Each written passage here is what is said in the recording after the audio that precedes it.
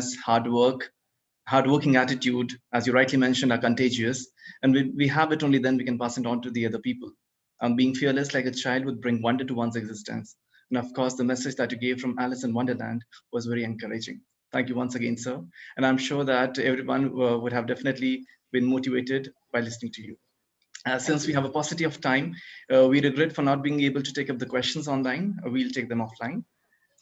Moving ahead, we are fortunate to have with us our keynote speaker, Mr. Jukka Olappa, Commercial Counselor, Country Director India, Business Finland, delivering a lecture on Learning from Finland, Greatest Startup Ecosystems in the World. Dr. Jukka Olappa is a healthcare heavyweight with R&D, regulatory, business development, in and out licensing, and retail experience. As an innovative, experienced, and brutally honest dealmaker, Dr. Olappa knows how to juggle between parties in order to make business deals happen in the healthcare space. He has been buying and selling pharmaceuticals, medical devices, food supplements, technologies, and all kinds of pharmaceutical services globally. After extensive career in the healthcare industry, Dr. Olappa now heads Business Finland in India. He is responsible of Export Finland, Invest in Finland, Visit Finland, and innovation funding activities in India and also in Bangladesh, Sri Lanka, Bhutan, and Nepal. Dr. Olappa is a market-oriented and market-driven, outside-the-box thinker with B2B and B2C marketing and sales experience. He has excellent networks to decision makers, especially in Europe, Asia, and Russia. Dr. Olappa received his PhD in pharmacy from the University of Kuopio, Finland. We welcome you, sir. I would like to request you, sir, to share your words of inspiration with us on this occasion. Over to you, sir. Thank you so much, organizers, for inviting me to speak. And thank you for the kind introduction. It's always very, very difficult to follow a great speaker. I think there are many, many comments or many points that I could kind of follow up what Himanshu you said, but there's one issue that I would like to follow before I start my speech. You mentioned that it is so difficult for women to succeed in the world. It's more difficult than men, and that to me, it doesn't make any sense. It doesn't make any sense because women are better. To be honest, I have hired so many women in my life. And let's say that maybe top 10 out of all the people I have hired, maybe 9 out of 10 are women, and maybe 6 out of 10 are young mothers. I do not feel or see anybody being more efficient in working life than young mothers. So if I could only hire young mothers, I would only do that. You are better. Okay. Can you see my slides? Can you see my screen? Could somebody kindly comment? Yes, sir, it is visible. Cool. So I'm going to talk about Finland. I'm going to talk about how on earth we, a small country in the middle of nowhere, up north, have the greatest startup ecosystem in the world. What has happened? How is that? And then I'm going to share some learnings at the end.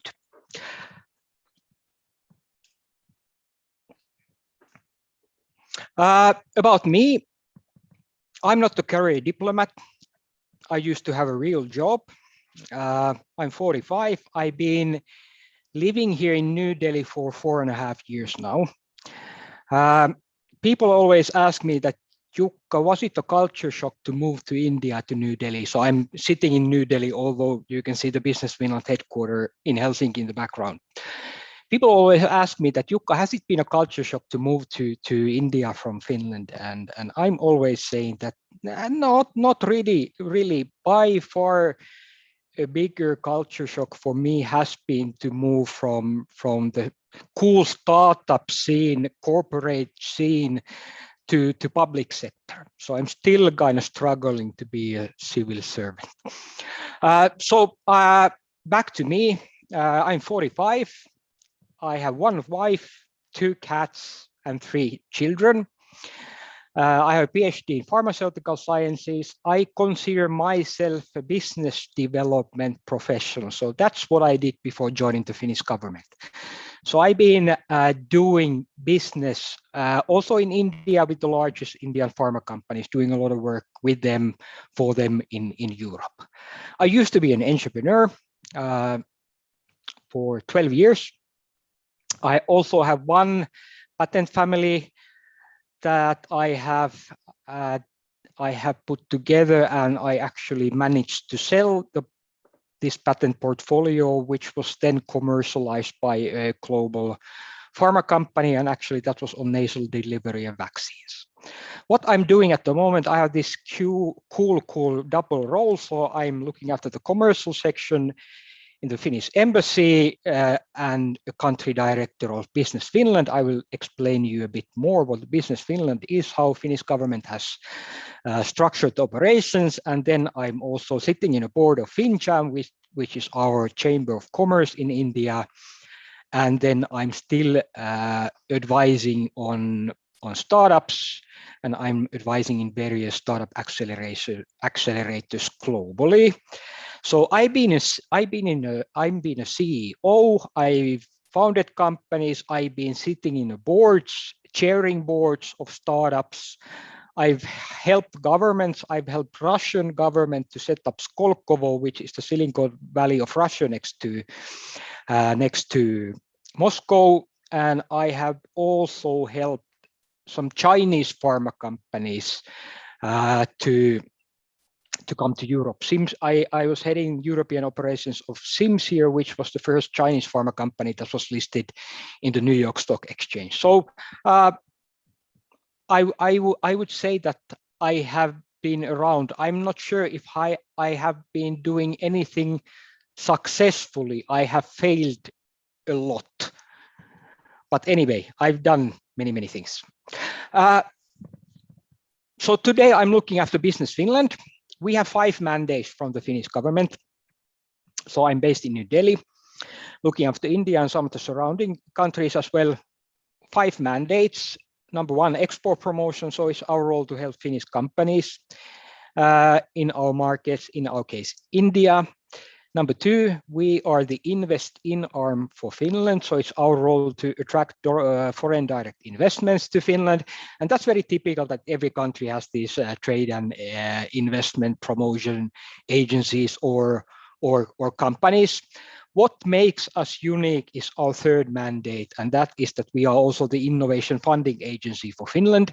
Our typical annual funding budget is about 600 million euros that we inject to the Finnish innovation ecosystem every year as grants or loans, so we don't take any equity. Last couple of years have been exceptional due to COVID. So last year we got extra 1.1 billion from the Finnish government. So it was 1.7 billion euros last year that we gave to Finnish companies, or the companies that are registered in Finland. To us, it doesn't matter who owns the company, but we can fund the Finnish legal entity. And actually, with many of the Indian large companies, we are working on their innovation funding in Finland and their entities in Finland. Number 4, Visit Finland, meaning that we also manage the Finnish Tourism Board. And our most recent mandate is called Talent Boost, meaning that it's our role to attract talent to Finland, to attract, make Finland more attractive to international talent, whether it's best possible startup teams or individuals. So that's what we are doing. We are cool because we know the ecosystem, because compared to other trade and investment promotion agencies, we drive and fund R&D and innovation. We know what is happening. We have funded all the Finnish unicorns, etc. We don't charge our services. Our services are free of cost.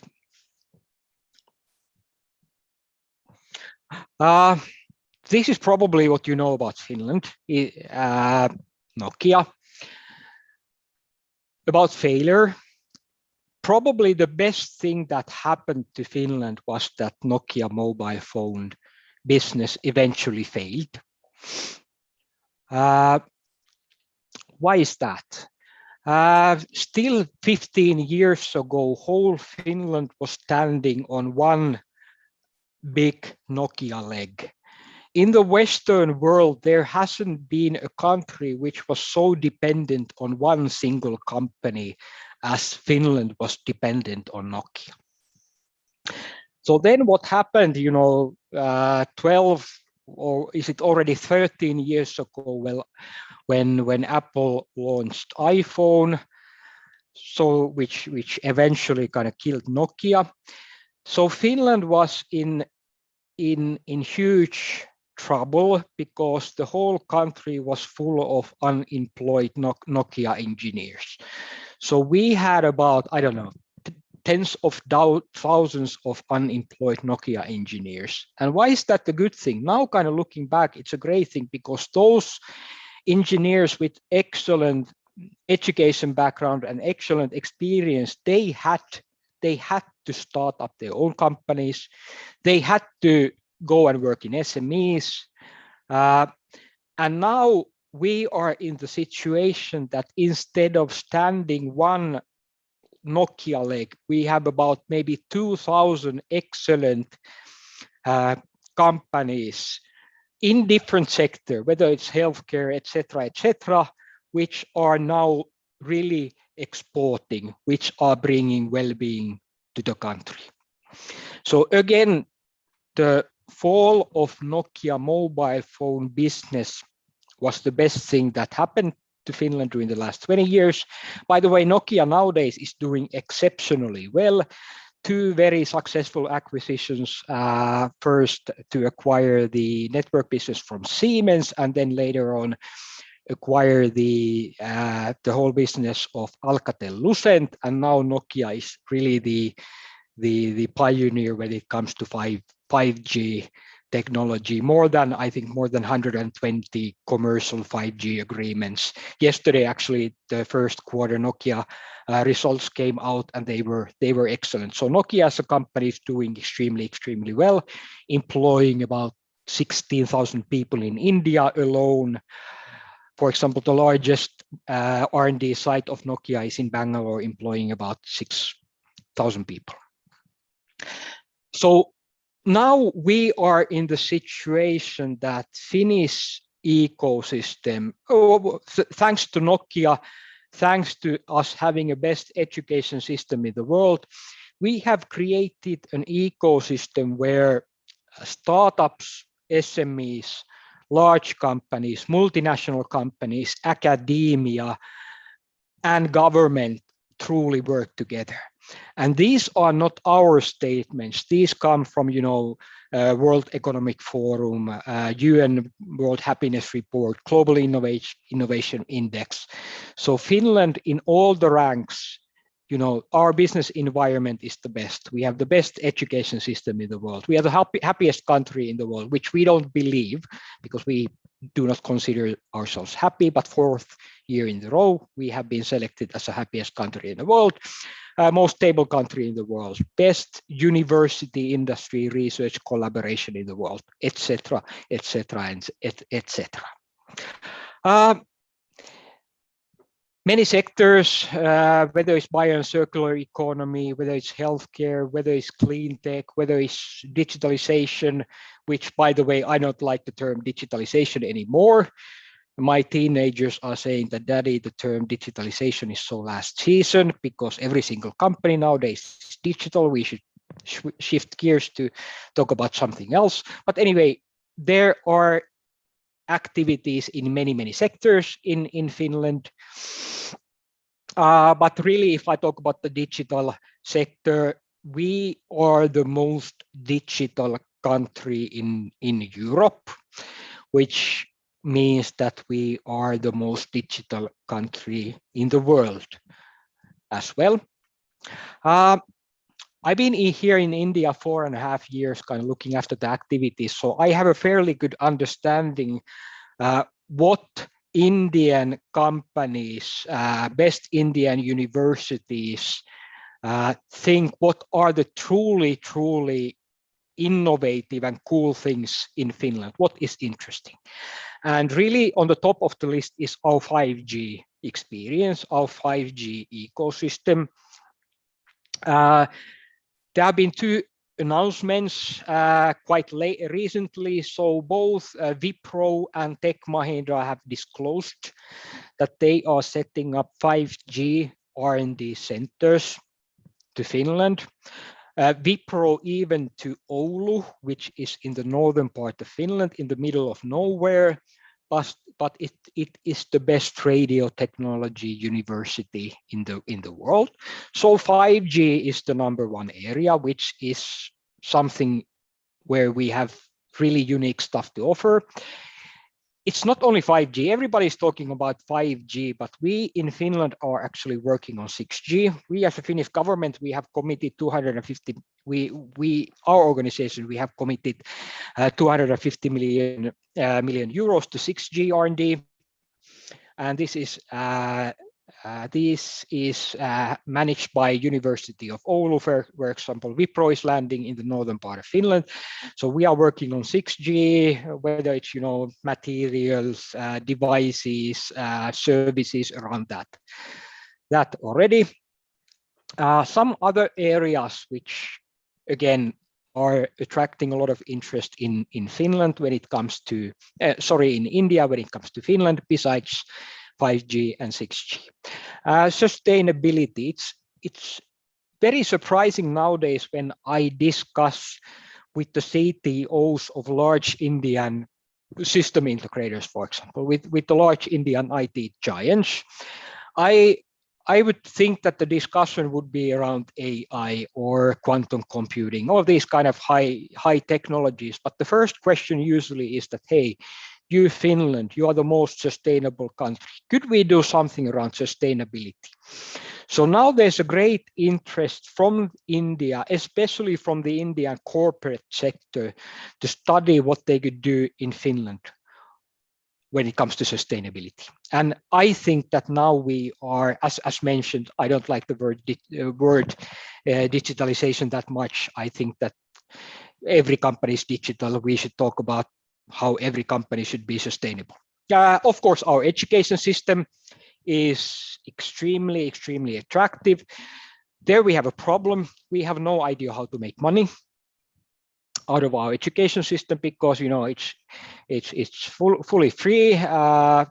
It's somewhat even a problem we have been discussing that should be kind of bring some wealth to the country by commercializing our education system. We still have no idea how to do that. We have the best education system in the world, but we don't know how to export that. So any help that you guys could share us with that would be awesome. Then some areas, AI, of course, every country is working on AI, but we have certain verticals there which are cool. Bio-based materials, we Finland, we have been capitalizing our forests for centuries even. So in the future, Finland will be the pioneer when it comes to new kind of bio-based packaging materials. When it comes to new bio-based fabrics, etc.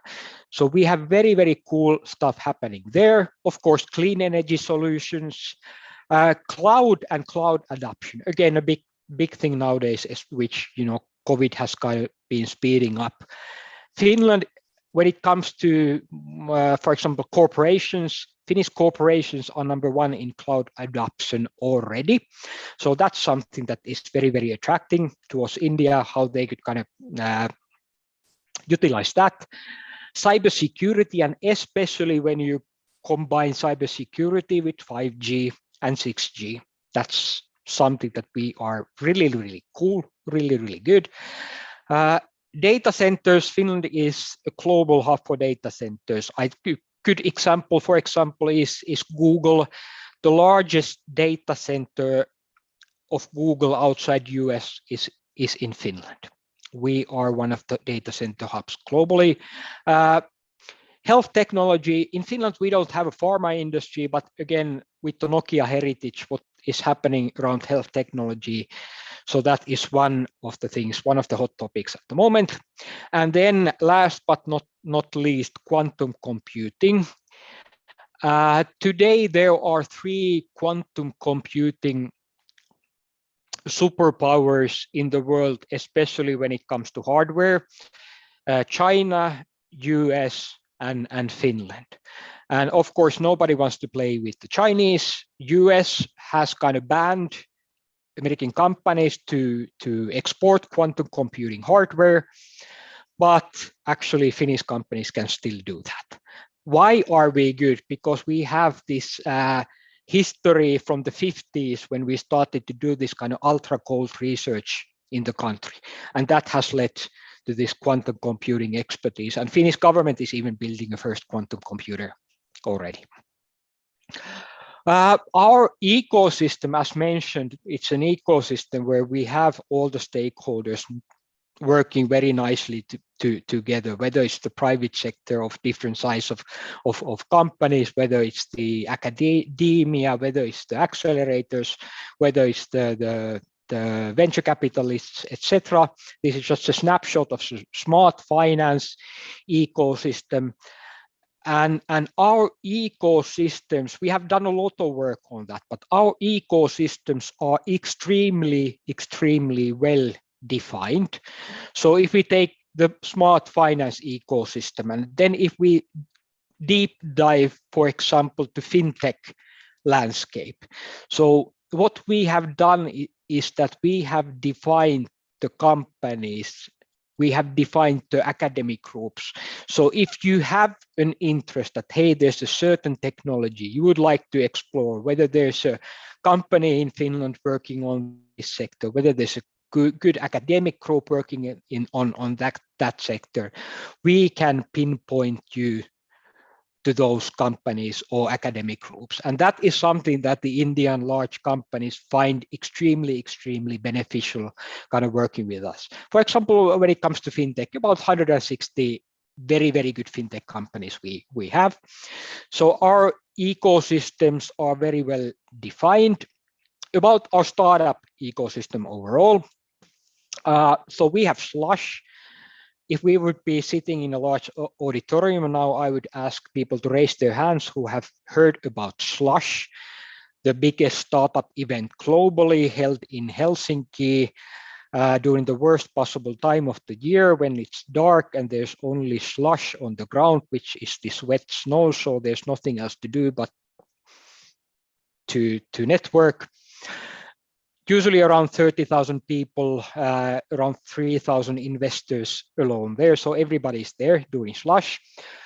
When you look at the number, it's crazy that Finland is, when you measure the amount of money that our startups are acquiring, or how much venture cap our startups are collecting, it's by far number one in the world compared to GDP. And it's not only money that Finnish companies, Finnish startups, Finnish university spin-offs are collecting, but there are also exits happening. During the last couple of years, Finland, think about small country, 5.5 million people in the middle of nowhere, about 10% of the global startup exits came from Finland. 10%. It's a striking fact. We have all the data to back it up, showing how this is just a seed and very early stage money, early stage funding to companies, how that is kind of flowing globally to our startups scene. It all starts with universities. I think this is one of the Nokia heritages that we, universities are working very closely with the government and with the corporations. We are very strongly participating in EU projects, and our current government, which will be in power for 2 more years, which is led by Sanna Marin, this young female prime minister, has a very strong mandate to continue investing in science and R&D. It all starts with universities. But do you know what is the biggest reason why you should explore Finland?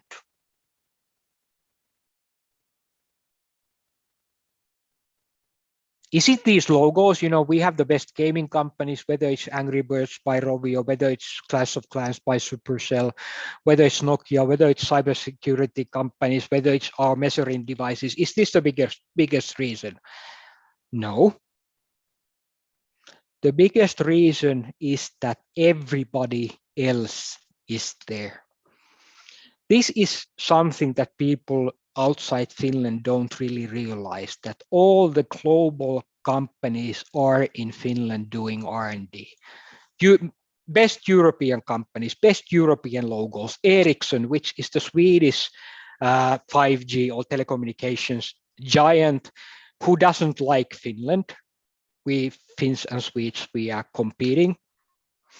But even Ericsson thinks that our cybersecurity know-how is so good that they have focused their cybersecurity R&D in Finland. Zalando, which is a very good example there on the right-hand side, the lowest logo. Zalando is the e-commerce giant in Europe. It's the Flipkart of Europe. Most of the kind of mobile R&D is done in Finland. The American companies are there. I mentioned Google. GE Healthcare is a good example. All the wireless R&D done in Finland. IBM, their AI platform Watson, lots of the healthcare R&D done in Finland. I could talk about these companies and the examples a long time. When you compare Nordic countries, Finland, Sweden, Denmark, Norway, most innovative region in the world. But for some reason, Finland, we have managed to get as many FDI projects than the rest of the Nordic countries combined during the last 10 years. So this shows that everybody is coming to Finland to do R&D mostly. Also Indian companies. Mahindra has 4 investments. Wipro, Motherson Sumi, Infosys. We are starting to see the innovation of Indian good SMEs. There are plenty of examples, just few logos here. Also, the Indian companies are now tapping into the unique ecosystem in Finland. Few kind of processes or mechanisms that we have created for startup entrepreneurs. Startup permit. So just Google Business Finland and startup permit. So startup entrepreneurs outside European Economic Area, we give 2-year startup permits. There's kind of continuous application, no deadlines. We Business Finland, we give like the go ahead, and then our immigration services process these relatively fast. You can find all the information from our web pages, Business Finland startup permit. As mentioned, application process, very straightforward. We give like this eligibility statement, and with that you can apply for the startup permit from the Finnish Immigration Service.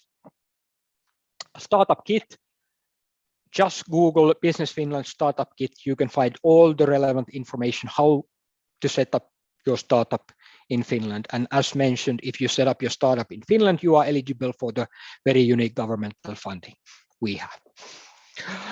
So kind of before I go into learnings part, what I have learned in my life, how much time I still have, some time I believe. So these are the reasons why Finland, overall our ecosystem, it's very, very unique, where, SMEs, startups, large companies, multinational companies, government, academia work together. Then it's kind of access to Nordic markets. Finland is a relatively small market, but when you compare Finland, Sweden, Norway, Denmark, it's about the size of Indian economy. So it's a large market. And then what you could actually do, what the large Indian pharma companies did 20 years ago, that many of them, most of them actually went to European markets through Finland. So they got their first regulatory approvals from Finland. They got the first quality stamps from Finland. Why? Because when you get this quality stamp from the Finnish medical authorities, then it's much easier to do business because everybody values that Finnish regulatory stamp.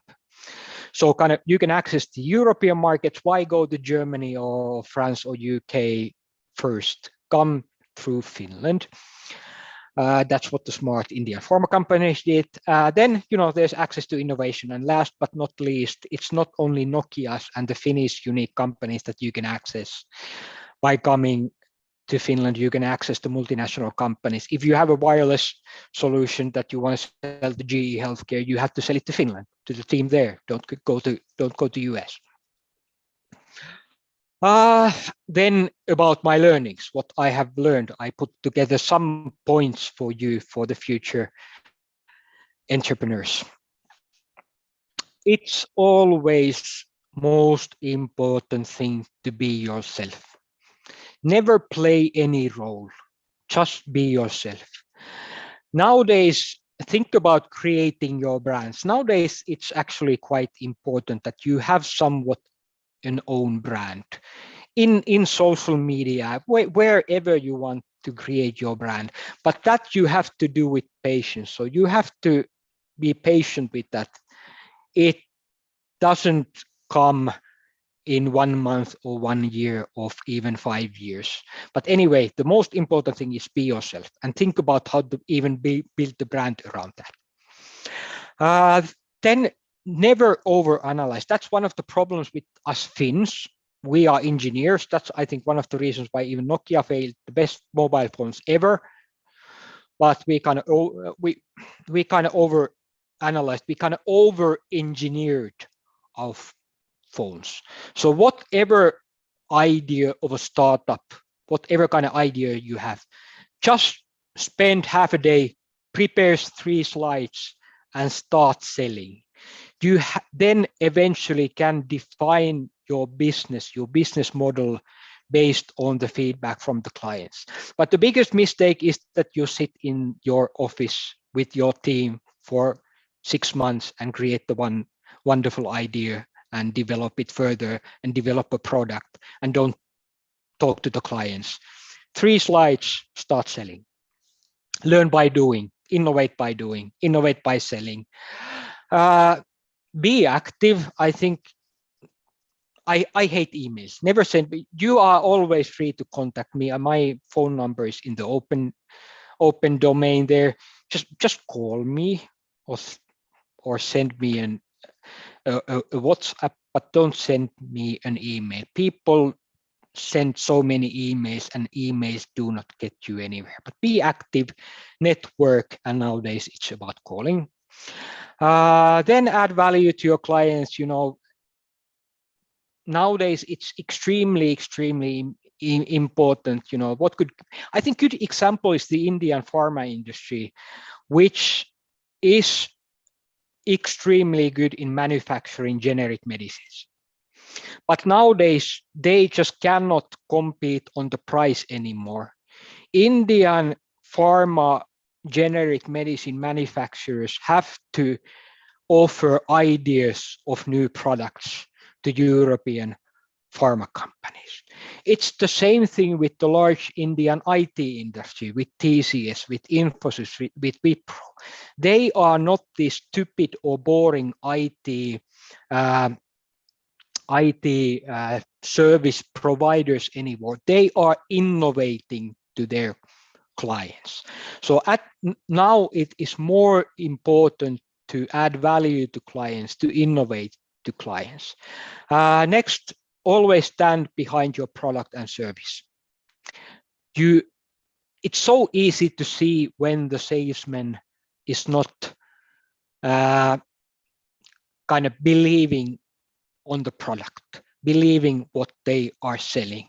It was very wonderful to hear Dr. Himanshu speaking previously, because you could feel that he believes what he is speaking.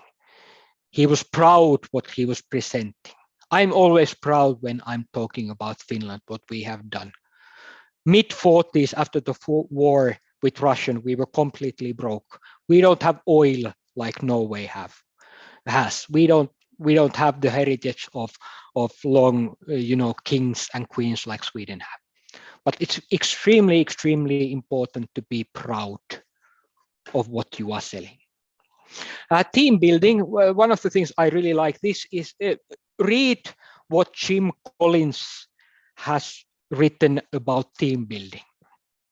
When you are building a team, whether it's a small team, whether it's a large team, most important thing is that you have to build such a team that you are comfortable sitting in a car with. So if it's a small team, you want those people to be so that you want to enjoy a long ride with them in a car.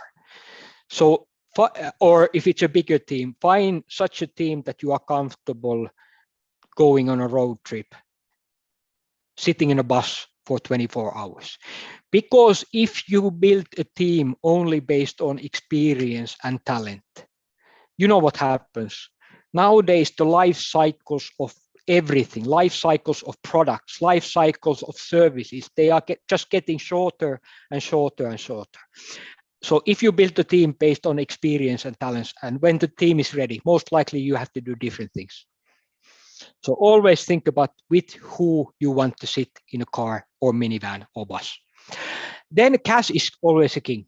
Dr. Himanshu told that cash, that money is of course never important, that shouldn't be the driver, but when you are building a company, cash is the king. Because it is more easy to find a good spouse than a good investor. By far easier to find a good wife than a good venture capitalist. So if you have cash, you are in a better position to select the venture capitalist. So cash is always a king. So be sure that you are in a relatively good cash position. Then never take granted what your client knows. Your client is always wrong. Your customer is always wrong. Never take for granted what your stakeholders or your partners say. Never take anything for granted. And then last but not least, there are wonderful processes how to do business development. But always remember that business is more art than science. We can always create processes, but business is always more art than science. Remember that. Then I have one more slide. Another thing I never have understood, that why people are creating very difficult or very complicated strategy processes. Probably it's because of these McKinseys, etc., because they can, they make so much money out of all of this. But this is a very simple picture that I'm using every single day.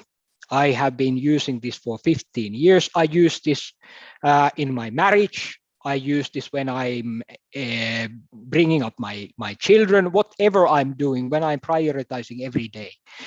So the strategy process of whatever you are, and you can, I've been preparing international internalization strategies for publicly listed large companies based on this.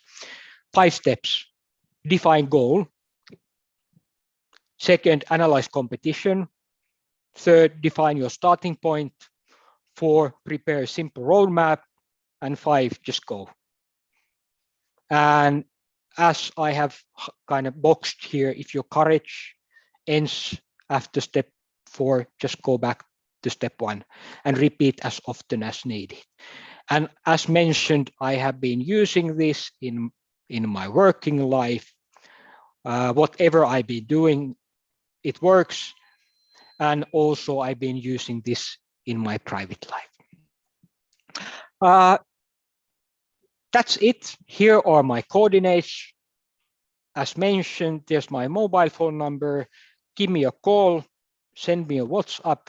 I'd be happy to help you however I possibly can. Thank you so much. And wishing wonderful luck to all the participants for this great 3-day happening that you have put together. Thanks.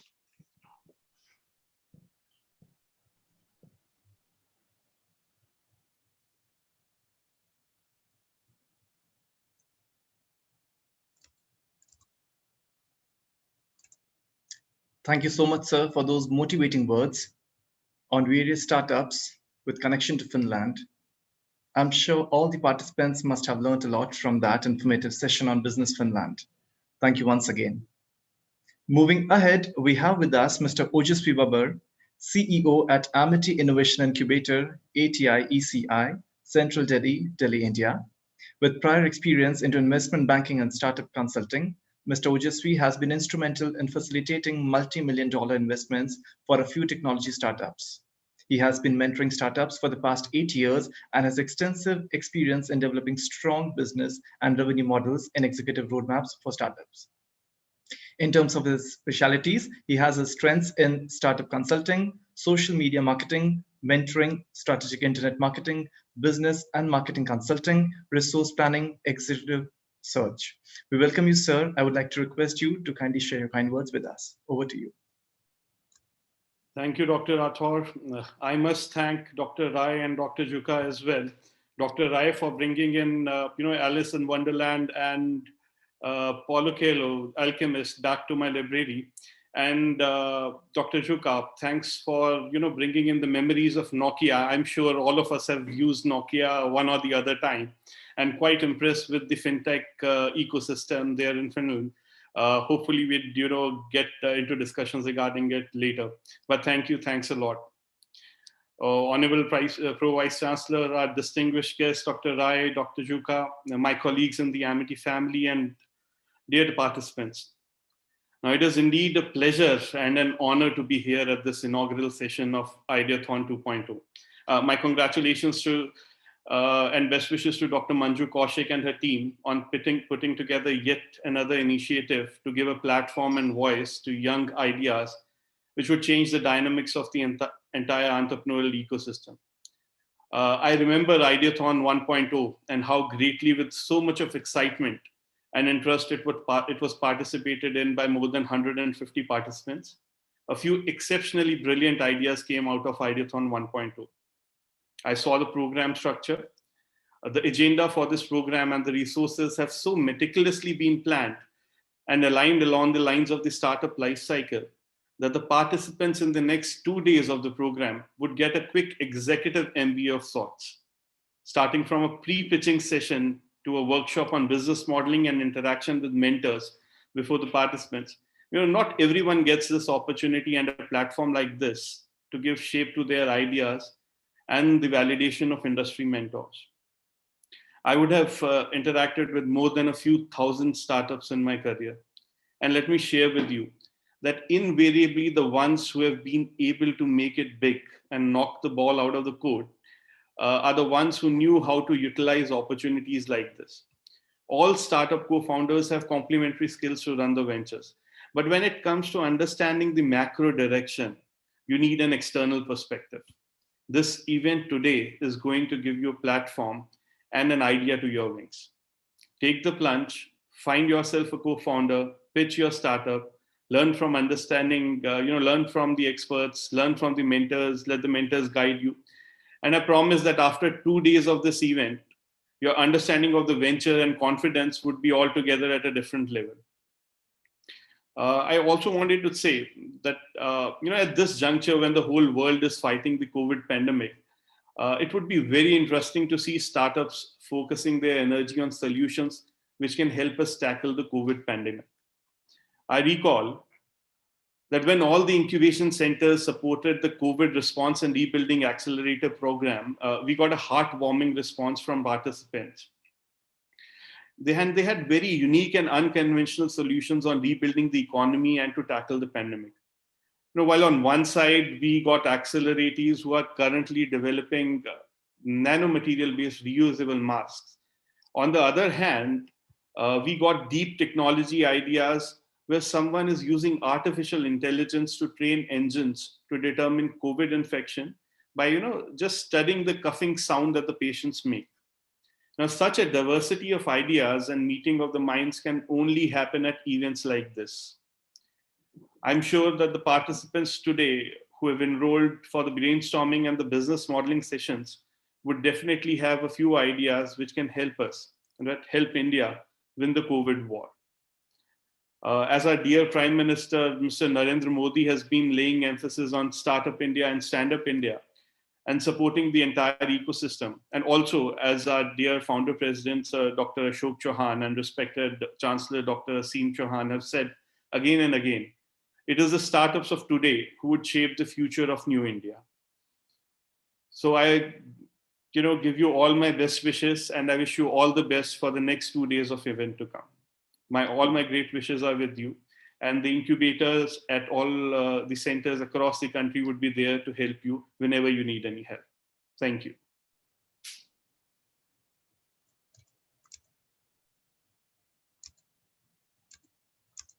Thank you so much, sir, for those inspirational words. As all good things come to an end, so has our inaugural session. And now I would like to request Mr. Bharat Nenwani, Deputy Secretary ESEL, student ALS, Amity University, Rajasthan, to propose a vote of thanks. Over to you, Mr. Nenwani. Thank you so much, Dr. Jayavardhan.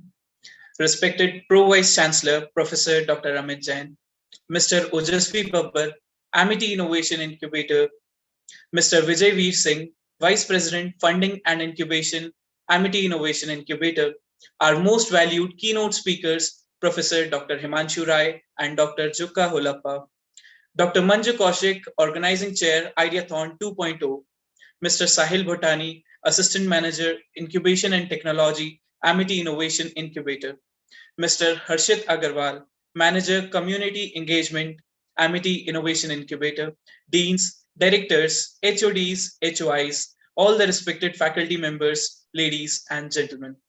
It is my privilege to be asked to propose a vote of thanks for this occasion. I, Bharat Nenwani, on behalf of the Team Entrepreneurship Cell, Amity University, Rajasthan, and Amity Innovation Incubator, Jaipur, express my gratitude to our founder president, Dr. Ashok K. Chauhan, for being a constant source of inspiration, and Dr. Aseem Chauhan, Honorable Chancellor, Amity University, Rajasthan, for being the guiding light in the path of innovation. I would like to acknowledge our gratitude to Professor Dr. Amit Jain, Pro Vice Chancellor, Amity University, Rajasthan, for his words of wisdom and his constant guidance and support for the event. I would like to extend a very heartfelt thanks to our respected guest and keynote speaker, Professor Dr. Himanshu Rai, for his enlightening address on the topic Shaping Young Leaders. I must mention our deep sense of appreciation for Dr. Jukka Holappa for sharing his insights on learnings from Finland, the greatest startup ecosystem in the world. I also wish to express my gratitude to Mr. Ojasvi Babbar, our Chief Advisor. I extend our sincere thanks to Organizing Chair of Ideathon 2.0, Dr. Manju Kaushik, for her guidance and support, and all the respected faculty coordinators for their support. Further, I would like to express my sincere gratitude to the Master of Ceremony, Dr. Jayavardhan Singh Rathod, for carrying out the ceremony so flawlessly. Well, an event like this cannot happen overnight. The wheels start rolling weeks ago. It requires planning and a bird's eye for detail. We have been fortunate enough to be backed by a team of very motivated and dedicated professionals. A very special mention to Mr. R.K. Pachori, Mr. Rahul Suri, entire IT team, and of course, Team Entrepreneurship Cell, Amity University, Rajasthan, for their tireless efforts and dedication for this event. I would also like to thank all the deans, directors, HODs, HOIs, all the respected faculty members, and of course, this lovely audience for joining us for today's session. I wish all the participants and the organizing team all the very best for next 2 days of ideation. Thank you so much. Stay safe. Over to you, Dr. Jayavardhan. Thank you so much, Mr. Nenwani. So, ladies and gentlemen, hoping that this event will bring out new ideas and great innovations, we look forward to your active participation in the same. To inform you, dear students and dear participants, about the next step of the event, for the moment, we'll break for lunch and the event Ideathon 2.0 resumes at 2 p.m. to get started with the activities. The link for those sessions will be shared with you. Best wishes at Ideathon, where ideas get live. Thank you everyone to have been present at the event, and stay safe. Have a great day ahead. Thank you.